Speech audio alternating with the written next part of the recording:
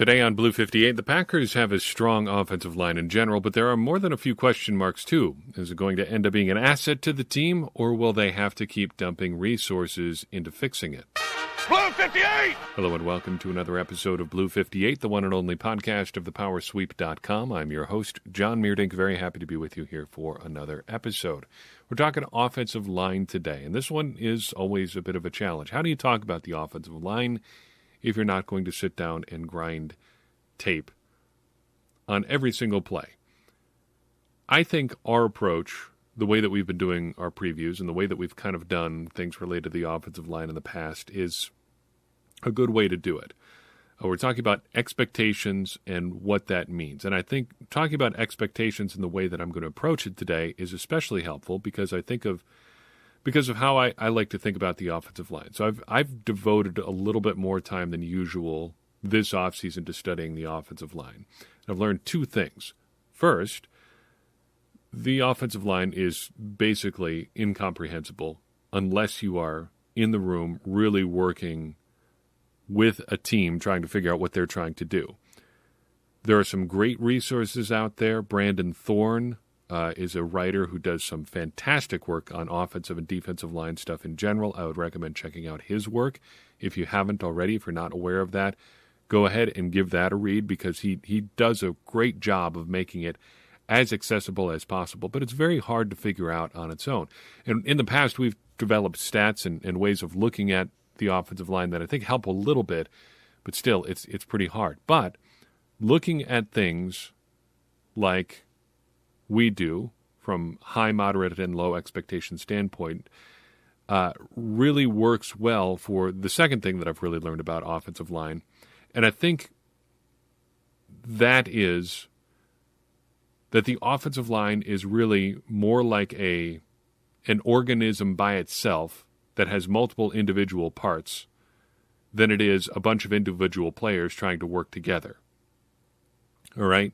So if you think of that group of five guys up front as one kind of creature made up of five smaller creatures working together like almost a hive mind, that is the best way to understand how that group interplays together. And it helps you understand what a guy's role is within the organism as a whole, especially on a team like the Packers that loves to move guys around a lot. So you might have Elton Jenkins at left guard, you might have him at left tackle, you might have him at center, you might have him somewhere else. It's just about trying to put those best five guys out there and getting them to work as a cohesive whole together. Look at the NFC Championship game just as an example. On the one hand, the Packers did something really well. They were able to get their best five guys out there and put together an altogether pretty cohesive group. However, the overall strength of the group was still lowered because of just the attrition that they'd undergone over the last month of the season or so, the final month of the season. They lost David Bakhtiari. They ultimately lost Jared Veldheer before he even got on the field. And a couple other guys got a little bit banged up down the stretch.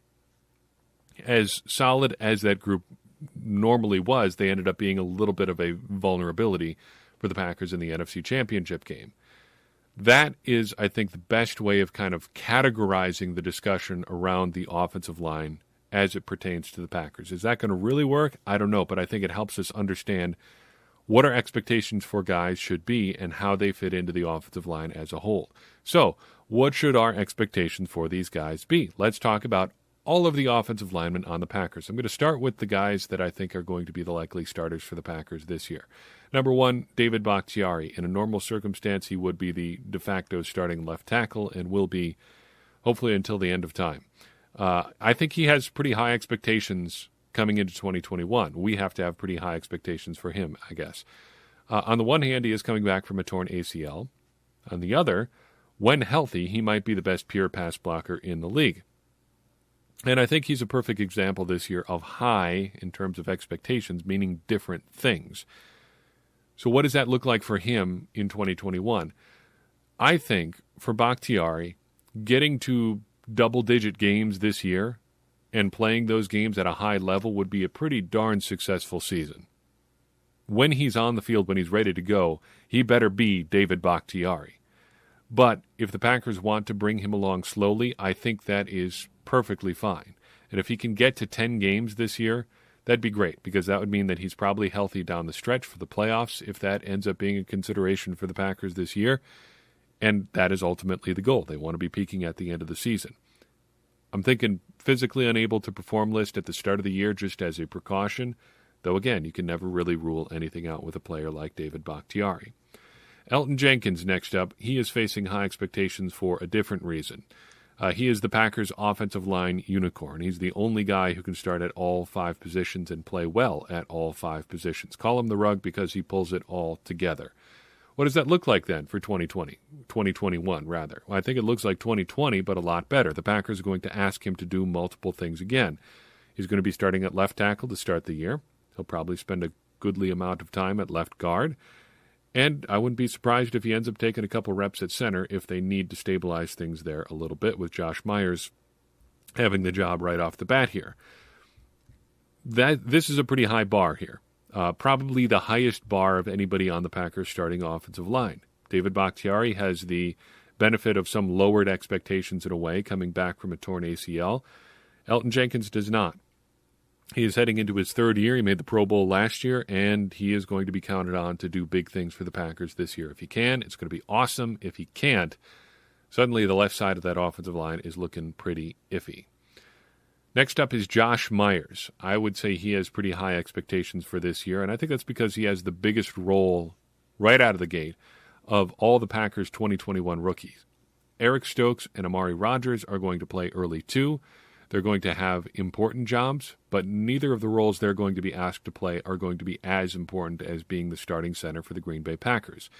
And I think that should be what we expect from Myers. He should be, barring an injury, barring something totally unexpected, the wire-to-wire starter at center this year. If he could stabilize that spot, this pick was a big win from day one. We're not asking him to be Corey Linsley, but he should be out there as the starting center from the get-go, and hopefully he can handle things for the Packers to a level that there is not that big a drop-off. We're looking more for continuity than level of play, though. We just want the Packers to have stability on the center of their offensive line.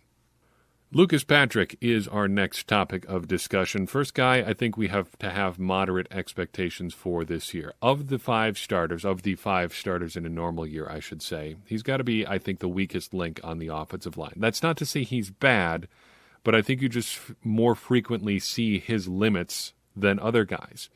Compare him to a guy like Jon Runyan, who we'll talk about here in a second. Not quite as big, not quite as athletic. The ceiling is just a little bit lower there. What he makes up for it with intensity, with now experience, being with the Packers as long as he's been. But I think it's fair to say he is the most limited of the presumed starters for the Packers this year. What does that look like then for Lucas Patrick? Understanding that he is a little bit more limited than some of these other guys, I think you've got to ask 2 things of him. First, don't be the guy that screws things up for everybody else. That should be the baseline expectation for every offensive lineman. But for Lucas Patrick, given that, again, the ceiling is a little bit lower for him, that is, I think, the biggest ask. Even if you are perhaps the weakest link on the offensive line, avoid being exposed as the weakest link. Second, don't lose your job for performance reasons. Think back to 2019 when the Packers were trying to phase Elgton Jenkins into their offensive line for Lane Taylor. Jenkins was going to get Lane Taylor's job eventually, but it wasn't as it ultimately turned out because Taylor was playing badly. It was because Elgton Jenkins was better, and then Lane Taylor got hurt. But Taylor made Jenkins work for it. He wasn't the anointed starter from day one, even as a second-round pick. Lane Taylor played well. And Jenkins was starting to get some reps when Taylor got hurt, but it wasn't just a slam dunk that we're going to have Elgton Jenkins in the lineup. That is what I think the Packers need from Lucas Patrick this year, because I think if they had their druthers, it would be Jon Runyan in there. He's probably got more upside than Lucas Patrick, and he probably is a better long-term option than Lucas Patrick. But it's better for the Packers, it's better for Lucas Patrick if Jon Runyan can't just go out and take that job right away, make him work for it. Partly because they're probably going to be expecting him to be starting on the left side of the offensive line, not taking Taylor's right guard spot. Billy Turner out at right tackle has got to be facing some high expectations too as we jump back up to the highest level that we're looking at here. He's getting starting right tackle money. He needs to play like a starting tackle. That was not always the case in 2020, though he did get moved around quite a bit. And in terms of the picture for him in 2021, my hope for Billy Turner is that he gets a chance to sit at one spot all year. If they want him to be a tackle, let him be a tackle from week 1 through week, 18 now. If he can play like he did when David Bakhtiari was healthy, just holding down that right side of the offensive line, that would be ideal. Just get him out there, let him stay at one spot, and do Billy Turner things. Because I think at his best, Billy Turner can be a pretty solid offensive lineman. Not perfect, but a pretty solid offensive lineman. Next up is the guy who could be the first sub off the bench, even as the season gets underway, Jon Runyan. Still, I think pretty moderate expectations for our boy Jon Runyan. He's just got to be ready to grow this year. Got a few opportunities, make the most of them this year, and maybe make a real push for a starting job. He's got to look like he's a starter because he may actually be a little bit of a starter at the start of this season because of what's going on the left side of the offensive line. Same kind of goes for Royce Newman as we start digging further down the list here. The Packers' second drafted offensive lineman this year, I think, also is facing pretty moderate expectations. He is probably the most physically gifted lineman the Packers acquired this year. They like Josh Myers' athleticism, and a lot of the draftniks like him too for that reason. But I think Newman's size and his athleticism puts him ahead of Myers as well. And I think if you ask him to tap into those gifts in a specific way, you're going to probably be rewarded this year. So the Packers aren't going to be looking for him to be a starter, be a worthwhile pick just for this year. Who knows what it's going to be like in 2022 and beyond, what they're looking at from him. But I think in the short term, he's just got to be able to be that kind of super sub sort of player. Maybe not to the level of an Elton Jenkins, but maybe a guy like, I circle back to this example a lot, but Don Barkley.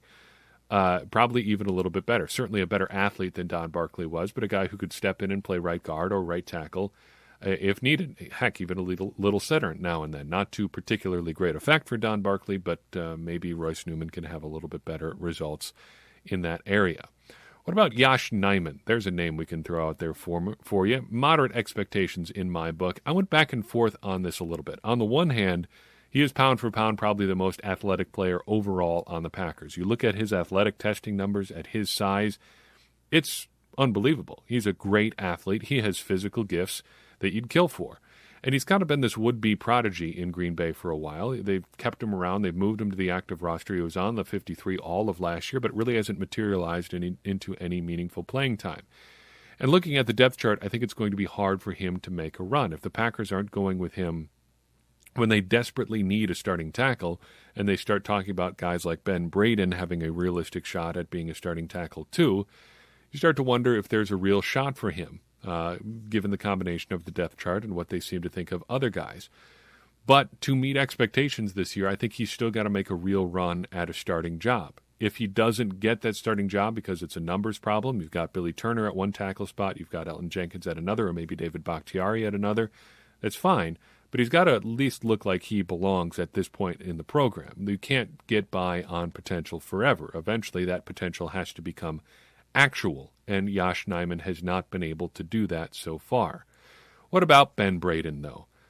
No matter what Adam Stenavich says, whether he's going to contend for a starting job or not, I think you've got to have pretty moderate expectations for Ben Braden. In fact, I almost went with low for him.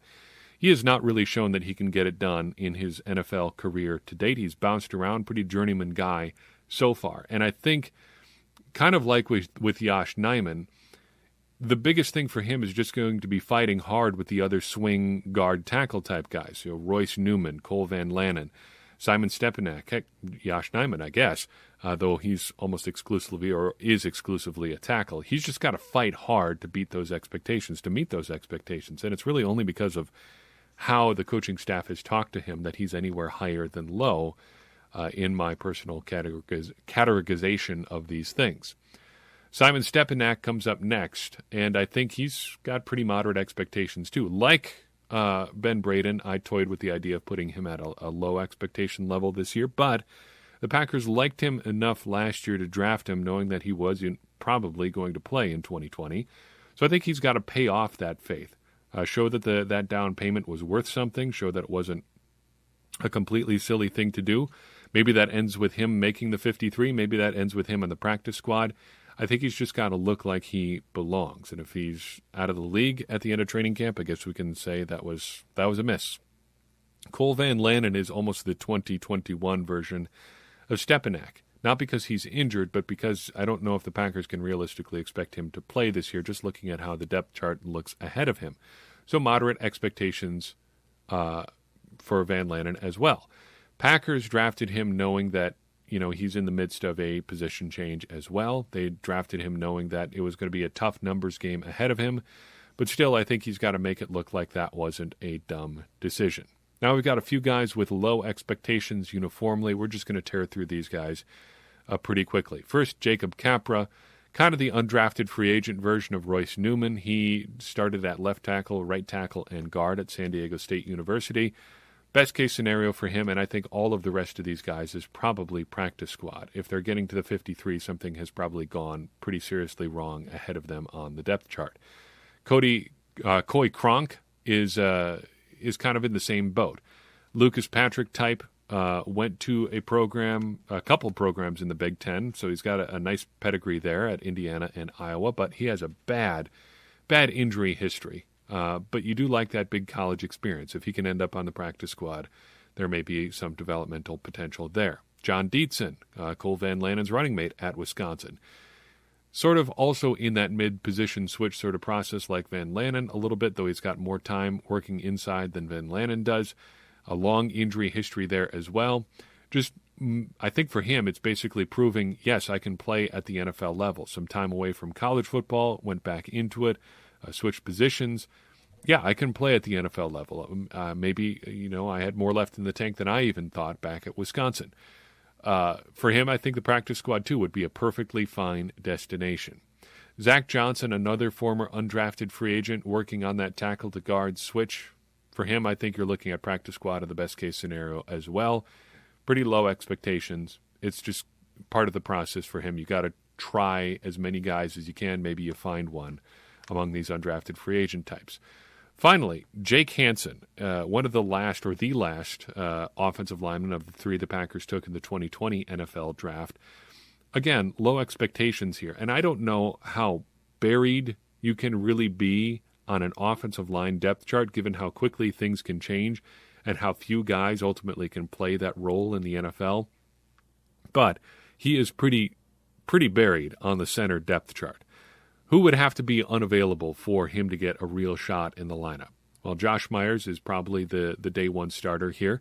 Elton Jenkins would probably be the next choice there, although you may go with Lucas Patrick, but still that puts him down behind Myers, Jenkins, and Patrick. So he's at best right now the fourth option should the Packers need some serious help at center. That's not a great path to a roster spot. So if he can end up on the practice squad, things have probably gone pretty well for him. That's the offensive line in a whirlwind 19-minute tour. What do you think? Agree? Disagree? I think I'm certainly open to being wrong on this stuff because I almost certainly am, but that's just how it goes with the offensive line.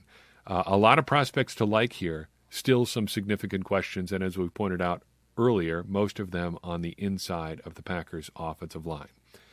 Let's talk about Blood, Sweat, and Chalk, Chapter 8, as we continue our sojourn through this book by Tim Layden. We are now going to talk about the West Coast offense. Overall, I like this chapter shows the evolution of strategy, kind of how that process works.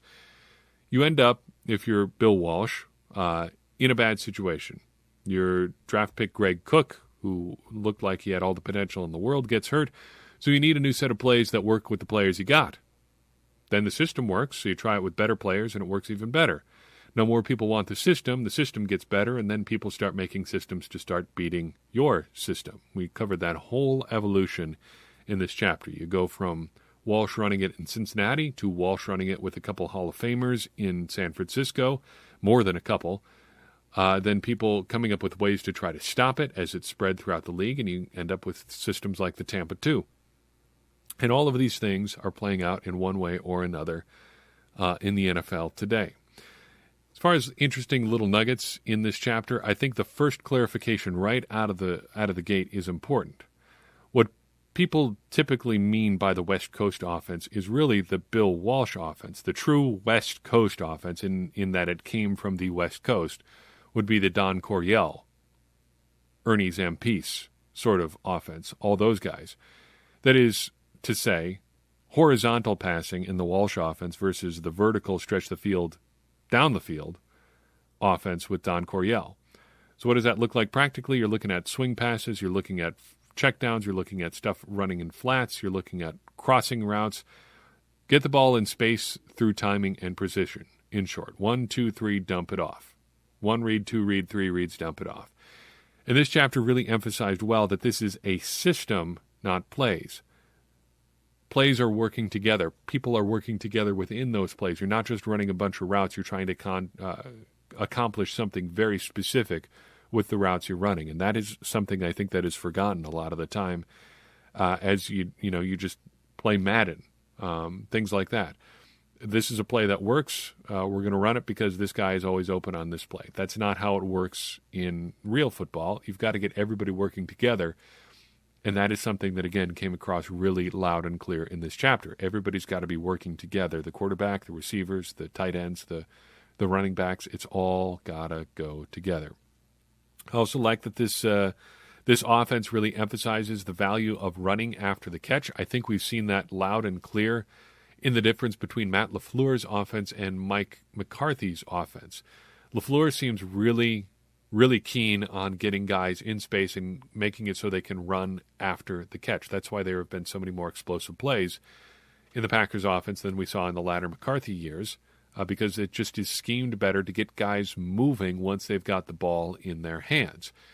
That is crucially important, and I think that is where Amari Rodgers really has a chance to shine this year as the guy who fills that sort of player on the move all the time sort of role. Is it going to work? Who knows? But I think he's got a real chance to do something pretty cool in the offense. Finally, in terms of notes in this chapter, I think they're really underselling the split between Bill Walsh and Paul Brown. Look into that if you never have. You can look at the book Montana. I forget the author off the top of my head, but it's the seminal biography of Joe Montana for a little bit more on that. You can look at Michael McCambridge's America's Game for a little bit of stuff about that as well. But the short story is that it wasn't just a mildly acrimonious split between Walsh and Brown as was told in the book. Paul Brown was actively trying to ruin Bill Walsh's career as he was leaving Cincinnati. He wanted him to coach for the Cincinnati Bengals or for nobody. He was actively telling people, do not hire Bill Walsh. He will ruin your football team, so that he could keep him in Cincinnati. It's a wonder that nobody put 2 and 2 together and thought, why do you keep this guy on staff that's going to actively ruin my football program? Surely you're not that much of a charismatic football genius, Paul Brown, that you can fix this one guy that everybody else would have a problem with, right? Ultimately, the 49ers come out ahead by deciding to not listen to Paul Brown and hire Bill Walsh. It seems to have worked out pretty well in San Francisco, but Layden really undersells the split between Walsh and Brown here, and we were really that close to not getting to see Bill Walsh and what he was able to accomplish in the NFL. Finally, Packers connection. Literally, the first sentence of the chapter makes us bring up something about the Packers when he refers to Vince Lombardi's power sweep as the Green Bay sweep. I have literally never heard anyone call it that other than right here. It's always the Lombardi sweep or the power sweep. And as you might guess, I have a little bit of vested interest in the terminology surrounding this particular football play. Can't imagine why. You guys put that one together for yourself. We also have to talk about Mike Holmgren, obviously. He was a big practitioner of the West Coast offense. You can go and look at his playbook at footballexos.com. I highly recommend that website. It's a lot of fun to poke around on and see what people are doing with their playbooks and stuff like that. And hiring Mike Holmgren to run the West Coast offense basically affected the next 30 years of Packers football and kind of put the Packers on that path to continue running some variation of that offense for generations for a while. So the Packers hired Mike Holmgren. Obviously, that went pretty well. He ultimately left, but they wanted to be able to keep doing what he was doing because it had worked well with Brett Favre and stuff like that. So they hire Ray Rhodes. That doesn't quite work out. But they bring in Mike Sherman, who ran a very similar system. They bring in Mike McCarthy, who's fresh off the West Coast offense tree. And then they bring in Matt LaFleur, who's from another branch of the same tree. Mike Shanahan learned not quite at the foot of Bill Walsh, but had some firsthand knowledge there, and was one of the early innovators with taking the West Coast offense and moving it in sort of a different direction, maybe a more run-based direction, some more play-action-heavy stuff even than the offense was already. And it just goes to show how influential this offense was in many ways. Think how many careers it affected here. We just listed off a bunch of them, and we haven't even talked about guys like Andy Reid or John Gruden, both of whom grew off that Holmgren tree, who came off the Walsh tree, who basically invented this whole thing. So that it shows how ideas spread and how adopting the ideas that are really game-changing can set you up for success in ways that you might not even realize, how it might affect you and people you know for a long, long time. Making the right call is very, very important in the NFL. The amount of money and professional prestige at stake. I'll just look at what it did for Bill Walsh and everybody who followed after him. You can draw a line from Bill Walsh succeeding with this offense all the way to the modern-day Packers right now. That's a lot of success that Walsh sowed, really, the seeds of 40 years ago, more than that. And it's still bearing fruit today. So I've got for you in this episode. I appreciate you tuning in, and I would appreciate it even more that if you enjoyed this episode, you'd share it with somebody you think would enjoy it as well. That's the number one way we grow, getting more people involved in what we're doing here and continuing this conversation around the Green Bay Packers. Getting more people involved is the quickest way to help all of us, me included, become smarter Packers fans. And that's great because, as I always say, smarter Packers fans are better Packers fans, and better Packers fans are what we all want to be. I'm your host, John Meerdink. We'll see you next time on Blue 58.